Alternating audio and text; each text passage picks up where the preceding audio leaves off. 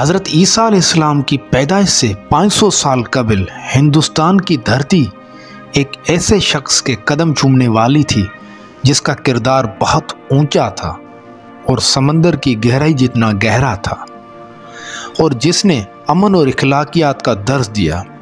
वो शहजादा सिद्धार्थ था जो कपिलवस्तु के राजा शिदुधन का बेटा था और जो बाद में गौतम बुद्ध के नाम से मशहूर हुआ।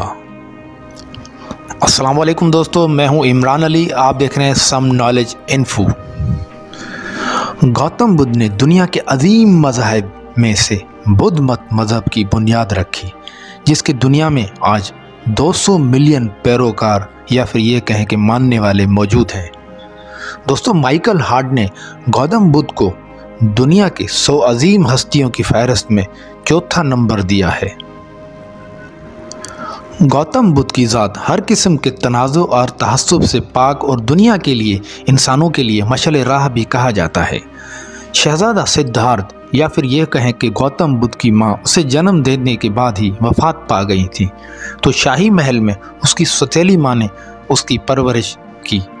बचपन ही से वो अपने उम्र वालों से मुख्तलिफ होता था और हर वक्त सोचों में डूबा रहता था। दोस्तों, 16 साल की उम्र में इसकी शादी उसकी उम्रजाद यशोधरा नामी एक लड़की से हो गई थी। शुरू से ही सिद्धार्थ की तबीयत में किसी चीज़ की तलाश का अंसर मौजूद था। वो हमेशा तन्हा रहने की कोशिश करता था।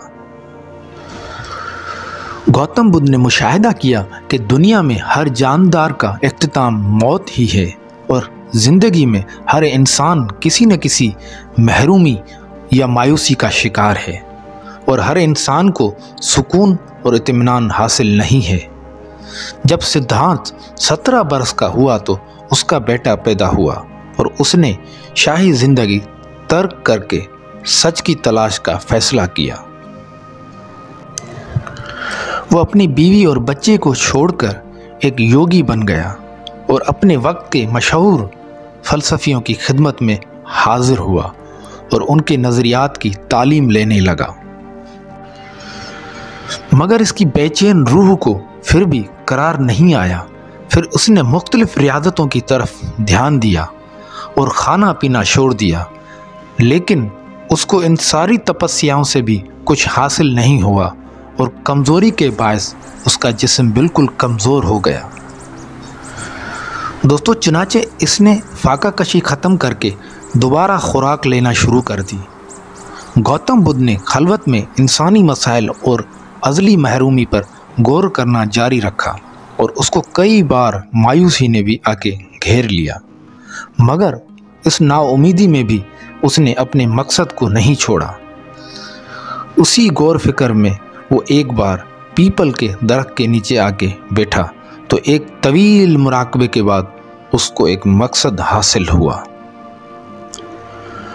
और खुद को एक बुद्ध मनवर की शक्ल में धार लिया। ज्ञान पाने के बाद गौतम बुद्ध ने कहा कि मैंने जो पा लिया है अब उसे कभी नहीं छोड़ूंगा, जी लिया अब कभी नहीं मरूंगा। जब उसने बहुत सारा ज्ञान हासिल कर लिया और उसकी बसीरत के बाद अपनी तालीमात और नज़रियात की प्रचार करने लगा। दोस्तों, इसके नज़रियात और पैगामात ने बहुत से लोगों को मुतासिर किया और वो लोग इसकी जानिब खिंचने लगे। गौतम बुद्ध की तालीमात को अगरचे उस वक्त ज़ब्त व तहरीर में नहीं लाया गया, लेकिन उसके अफ़कार और नज़रियात आने वाली नस्लों में मुंतकिल होते रहे। नाज़रीन, गौतम बुद्ध के तालीमात का मकसद ये था कि इंसानी ज़िंदगी बहुत सारे दुखों का मस्कन है और इस नाखुशी का सबब इंसान की खुद गर्जी है। गौतम बुद्ध के नज़दीक मकसद हासिल करके ये मायूसी ख़त्म की जा सकती है, जिसके बाद इंसान बार बार जन्म लेने के चक्कर से आज़ाद और निर्वाह हासिल कर लेता है और खुदा की ज़ात में ज़म हो जाता है।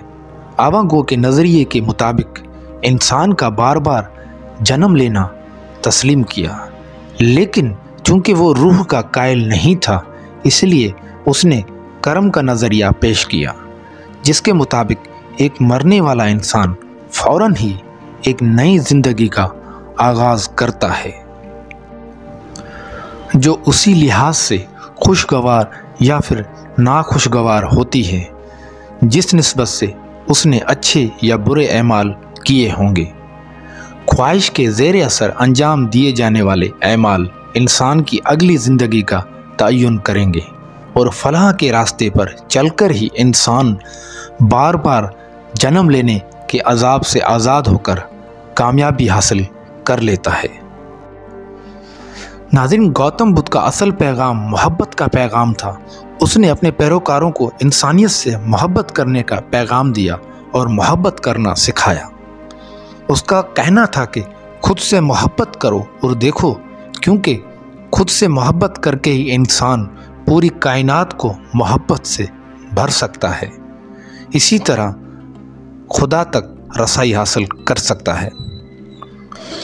दोस्तों, उम्मीद करता हूँ कि वीडियो आप लोगों को अच्छी लगी होगी। वीडियो कैसी लगी कमेंट में अपनी राय का इज़हार ज़रूर कीजिएगा, और अभी तक अगर मेरा चैनल सब्सक्राइब नहीं किया तो मेरे चैनल को सब्सक्राइब करें ताकि हर मेरी आने वाली वीडियो आप लोगों को बआसानी मिल सके। शुक्रिया।